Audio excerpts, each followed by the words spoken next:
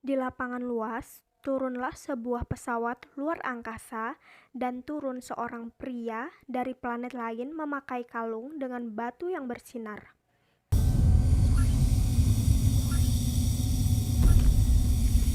Pria itu mendekati orang lokal dan memperhatikan bagaimana manusia bicara dan berpakaian. Namun naas, kalung bersinar tersebut dicuri oleh pria lokal dan meninggalkan pria tersebut di tengah gurun pasir.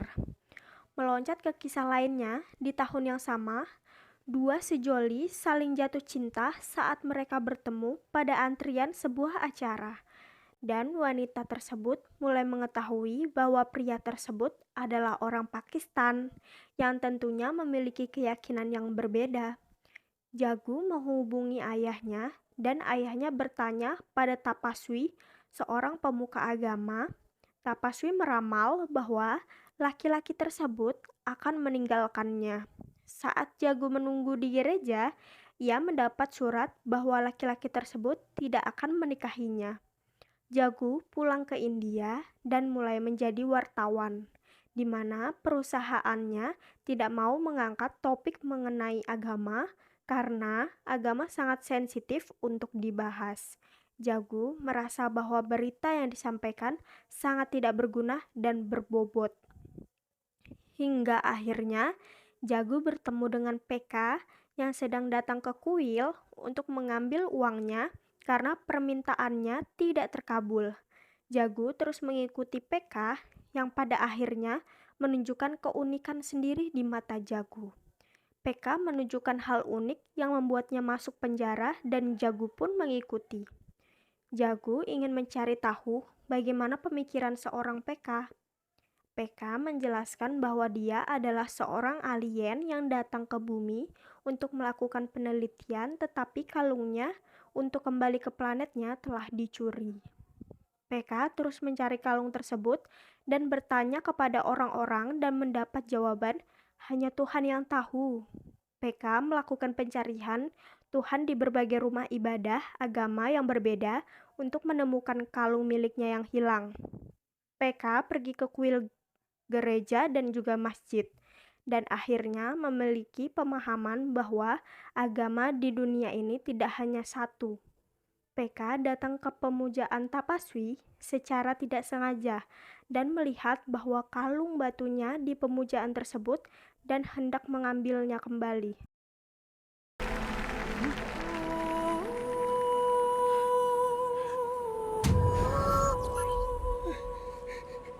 बम बोले बम बम बोले बम बोले berbukti jauh berbukti jauh berbukti jauh. Tetapi penjaga Tapaswi menghalanginya. Jagu berencana untuk mempertemukan Tapaswi dengan PK dalam sebuah acara untuk membuktikan ucapan PK mengenai panggilan salah sambung kepada Tuhan yang dilakukan Tapaswi. PK dihubungi oleh teman lamanya pada saat mencari kalungnya yang hilang bahwa dia telah menemukan pencurinya dan akan membawanya kepada PK besok. Keesokan harinya, teman PK telah sampai di stasiun dan terjadi ledakan bom yang menewaskan temannya. PK sangat terpukul. ये भाया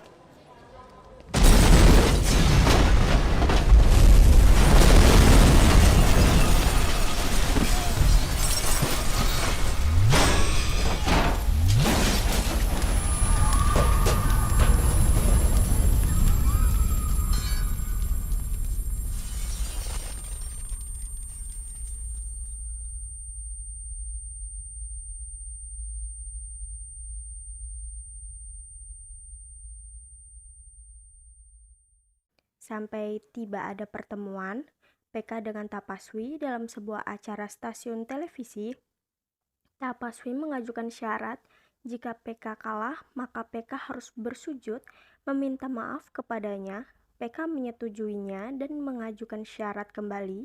Jika ia menang, maka Tapaswi harus mengembalikan kalungnya.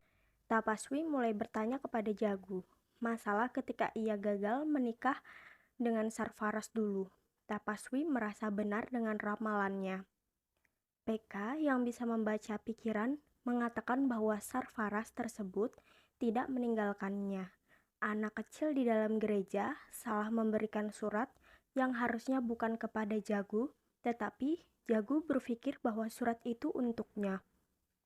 Karena mempercayai ramalan Tapaswi, Jagu berpikir bahwa surat itu berasal dari Sarfaraz.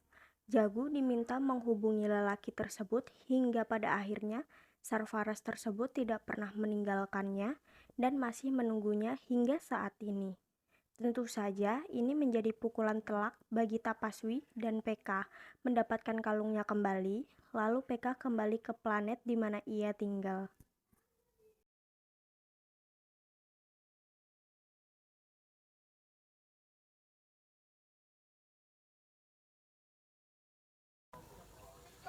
Halo semua, kami di sini akan menyampaikan review dari film PK. Saya di sini nih, Hendy Sofian. Saya Redita Sari. Saya Resti Apriliani. Sebagai pengantar, menurut kami film PK ini banyak sekali menyampaikan kritik. Yang pertama yaitu kritik terhadap agama dan juga kemanusiaan, di mana di film ini dari manusia itu sangat memeluk agama, tapi kemanusiaannya itu terlupakan. Kritik yang pertama itu kritik terhadap agama, di mana dalam film PK ini ada scan yaitu menggambarkan bahwa seseorang menaruh susu di dalam sebuah patung, tapi seharusnya itu bisa kita itu membagikannya kepada anak-anak yang kurang mampu, pokoknya yang membutuhkan lah. Dia menurut kami itu mengabaikan kemanusiaan sih. Oke, selanjutnya Esti.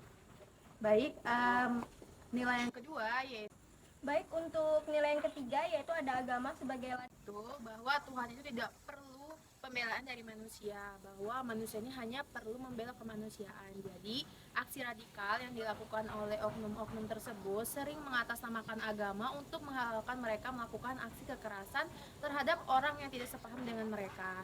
Nah, dalam film PK ini dia menyampaikan bahwa Tuhan tidak memerlukan pembelaan dari kita sebagai manusia karena Tuhan sendiri sudah memiliki kekuatan bahkan untuk mengendalikan semesta alam. Nah, di sini agama harusnya menjadi sarana sebagai pendukung moral manusia dan bukan menjadi sarana kejahatan yang dapat menyebabkan kerugian dan mengabaikan kemanusiaan.